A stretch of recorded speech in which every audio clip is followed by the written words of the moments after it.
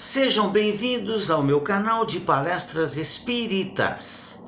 O tema desse vídeo é palavrão, um hábito profundamente infeliz. Agradeço a todos vocês que têm assistido os meus vídeos, têm compartilhado, agradeço a Deus pela oportunidade. Lamentavelmente, é muito comum a utilização do palavrão. A pouco e pouco, palavras de baixo calão vão sendo incorporadas ao vocabulário, passam a ser utilizadas habitualmente. Lá se foram os anos em que o palavrão era utilizado pelas pessoas chamadas de pessoas mal educadas. Hoje, lamentavelmente, o palavrão atingiu status. Políticos se utilizam ou se permitem utilizá-lo para a defesa de suas ideias ou para a própria defesa. O teatro foi inundado por artistas que fazem do palavrão meios de comunicação. Tudo em nome de uma pretensa arte. E as pessoas que assistem a isso caem em gargalhadas, acham muita graça no palavrão.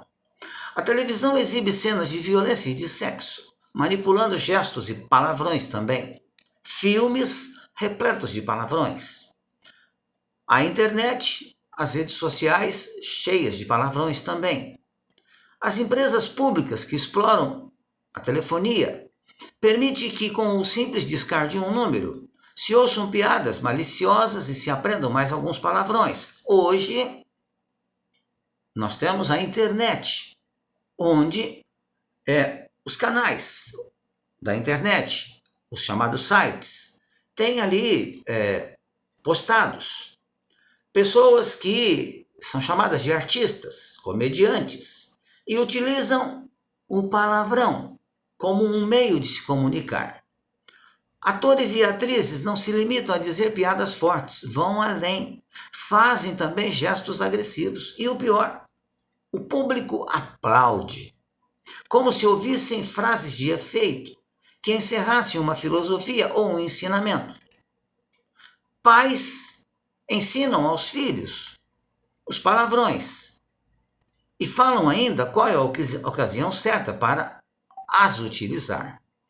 Para ofender os brios de alguém, para irritar simplesmente ou só para desabafar. Observamos como a linguagem vai se tornando grosseira, grotesca.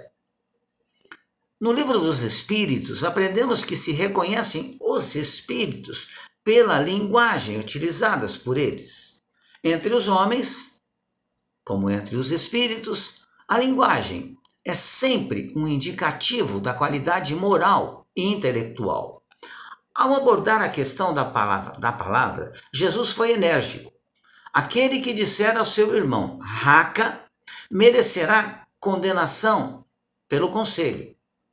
Aquele que lhe disser, és louco, merecerá condenação ao fogo do inferno. Era no sentido simbólico, claro.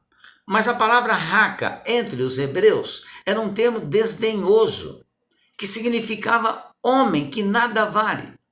E era pronunciado cuspindo-se e virando a cabeça para o lado. Ao afirmar que mereceria o fogo do inferno, o que significa intenso sofrimento, Jesus vai mais longe. Entendamos, no entanto, que Jesus disse isso no sentido figurativo, não no sentido literal, claro, mas para nos chamar a atenção de como o palavrão é pernicioso. Porque como pode uma simples palavra louco se revestir de tanta gravidade que mereça, como disse Jesus, tão severa reprovação? Mas é para que a gente pense e repense e pare de usar o palavrão.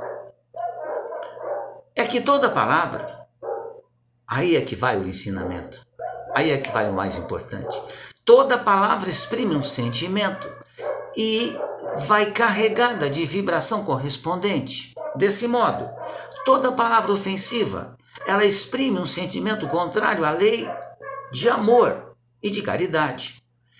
Constitui um golpe desferido na fraternidade. Quando vemos nossa infância e os jovens absorvendo tão rapidamente os palavrões, esquecendo as verdadeiras denominações dos objetos. Lamentamos muito. Alguns defendem o retorno aos antigos métodos repressores. Pimenta na boca, palmada nos lábios, até uma censura ostensiva em todos os veículos de comunicação. A repressão, a agressão, não resolve o problema. Existem sempre os que afirmam que a lei existe para ser violada, o que não é verdade, claro. Mas o problema todo está na educação.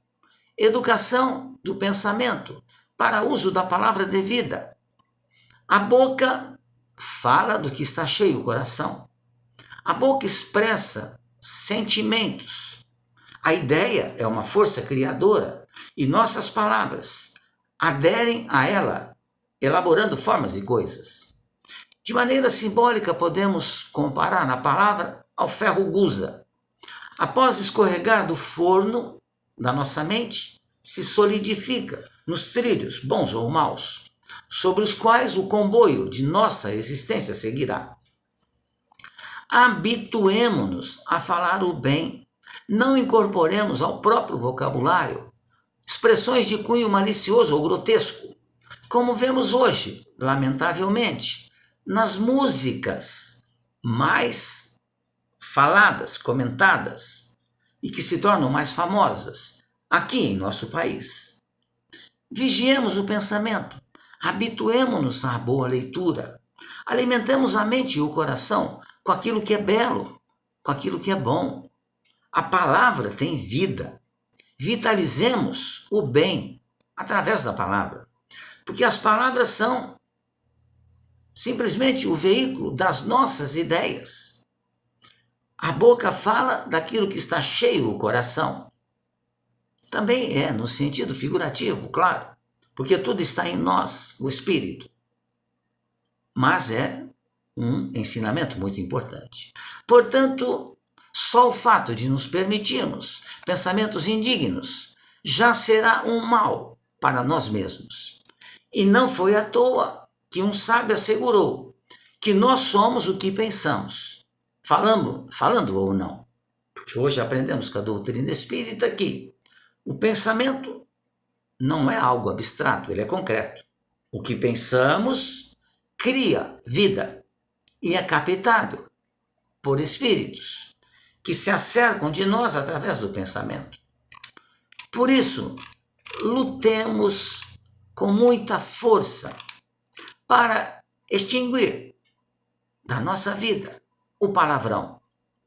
Porque o palavrão é um hábito profundamente infeliz que está tão arraigado em nós, na nossa sociedade, que iremos perceber o quanto é difícil sair dele, mas é possível.